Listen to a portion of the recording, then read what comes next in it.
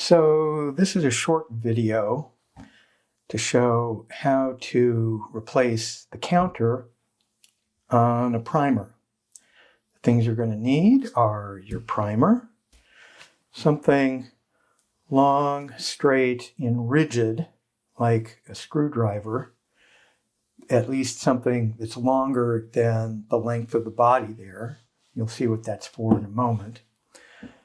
A small to medium size Phillips head screwdriver, a pair of needle nose pliers, and either a small flathead screwdriver or a straightened paper clip.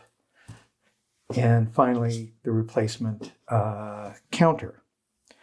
So you also might want to do this on some sort of cloth to ensure that you don't scratch up the primer body while you're performing this surgery. So to begin, you stand the primer up, hold it down firmly with one hand, and slowly bend it back to take it off the lower cap. It's only friction holding it on there, so you'll see it comes off pretty easily. Then I'll put this aside because we're not going to need it for a while. Next, we have to take off the top cap. You do that by taking the long, straight, rigid thing and make sure it contacts the cap. Stick it in along the right side of the body when looking from the rear, and slowly press down, and it pushes the cap off like that, see? So we'll take the cap off, put that aside. You won't need the screwdriver again. And then the next thing we want to do is let's remove the counter. So you do that by taking out these two screws. You want to be very careful about unscrewing them, because if the screwdriver slips out of the head of the screw, you run the risk of it sliding and scratching the back of the primer body, and we don't want to do that.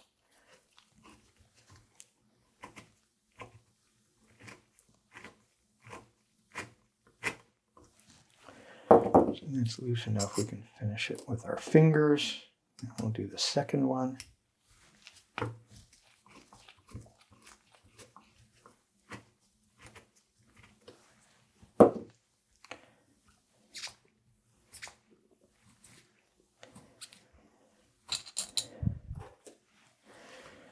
And we can pull this out. Actually, no. We should take off the, it's fine to do that first, but we need to get the wires that are down inside there. I don't know if you can see it from that perspective, but we need to get those wires exposed, and to do that, we need to take out the PCB also. And it doesn't really matter which order you do this in. So you grab the lock nut of the PCB with the needle nose pliers, and then carefully unscrew the last screw on the back, like so, till the nut comes off. There we go. Now there's a spacer between the PCB, that white spacer, I think you can see, and the back of the, and the inside wall of the body. And you're going to want to catch that with the pliers as you push the retaining screw out, so the spacer doesn't fall into the guts there. Now we can carefully pull this PCB out and try and reach in and grab the wires that are running into it. Don't pull from the PCB or from the the connector, because you can pull the wires out of this connector if you're not careful. So you pull these out, and you can disconnect this connector now by just pulling the PCB off and put it aside. And you'll see there are two bunches of wires, they're trios of wires. One is all black and the other has two red and one black. This is the one you want with the two reds and the one black. Unscrew the wire nut. Put it over here. We want to get the undo the wires and free the black one. Then you can twist the red ones back together again so they don't disappear. And now we need to take this thick black wire. You see there's a thin black wire going into this connector, a red one, a green one, and then a thick black one. We need to take that out because that's the other one connected to the counter. And to do that, you need to press something into this slot because there's a tab on the back of the little metal thing that's attached to the black wire. And that tab is keeping the connector, the sub-connector, I guess, from pulling out of the housing. So that's what this screwdriver is for. The one I have fits perfectly in there. It's a little tricky to do this. It'd be nice to have an extra hand, but you push the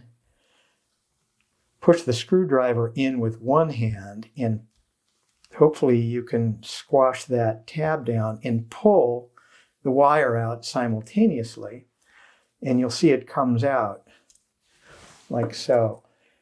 If you don't have a screwdriver that's small enough, you could try and do it with this with a straightened paper clip. Anyway, so now maybe you can see that tab. I don't know, it's awfully small. Anyway, so the two wires belonging to the counter are now free, so we can carefully pull the counter out, making sure the wires don't catch on anything on the inside when we do that.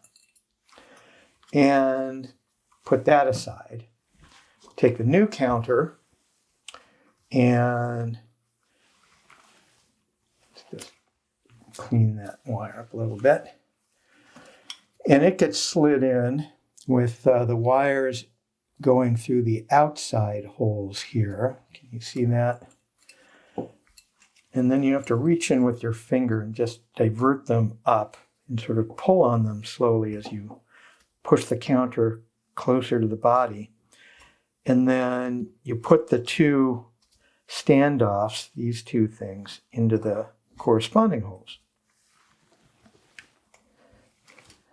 And then push it in so it's all nice and flat.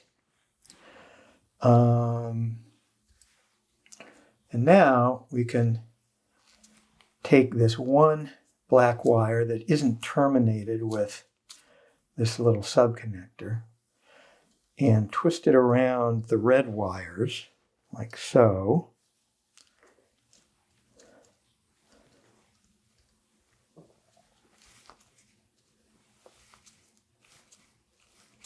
So it looks like that, and then take the wire nut and put it back on. And then take the other black wire and stick it in the open space on the connector, but do it with with this little tab facing out so it engages with the slot there. If you did it this way, it would go in, but it wouldn't go in reliably and it wouldn't connect with the PCB, and it's very hard to get out again without wrecking this thing. So, in fact, I think I'm going to fold that over a little bit. So you slide it in with the tab facing out. You might hear a click there. And now it's in. But before I'll put the PCB on, let's secure the counter. And the two wires, may be hard to see there, the two wires coming from the counter, I like to push down. I don't just like it, I think it's actually essential. Push down underneath the bottom standoff. And then stick the lower screw in and make sure it goes over those wires into the standoff. Let's put it in a little bit. It keeps the wires better organized. You'll see in a moment. Put the second screw in. Oops. Now we can tighten them up. Again, being careful not to scratch the back. You don't have to set any records with the force that you tighten these with. Just, I guess, let's see, till it stops, till you feel it engaging, and then another half turn, 90 degrees, something like that, and that'll be fine. Now, we need to put the PCB back in. Well, let's connect it up first. You'll see there's a ridge on the top of this free connector, and that engages with the bent over plastic of the connector here. So do that. It'll go in backwards, I think. No, it looks like it actually won't. You really have to force it hard to do that. But you'll wreck it if you do it that way. You'll wreck the electronics as soon as you plug it in. So you put it in like that, and that's done. Now we've got to put the wires back in, but there's a special way to do that. Bend both of the wire nuts down like that. Push them in with your finger while easing the PCB down with it. Get them clear of those standoffs. And then you can push the PCB down like that. So we take the screw for the PCB, put that in, put the PCB out of the way, and put the standoff over the screw, hoping you can see all this. So now you see the standoffs there. Now push the PCB down and get the hole in the PCB over the screw. And that should stay together momentarily. Grab the lock nut with the needle nose pliers. Just hold it gently up against the end of the screw while you start screwing the screw with your other hand, and that'll cinch it down tight. Just do that. It'll stop more positively than with the standoffs, and you'll know that you're done. So now that's back in there. Take the cap that we took off from the top and just press it down. Make sure it's down all the way around. That's fine. And then take the base, and I set these up so that the counter is facing this way relative to all the stuff on the bottom here. So put that down like that, and you just press it down, press the body down on the base like that, and Bob's your uncle. So hopefully your primer will be good as new that way. Let me know if you've got any problems.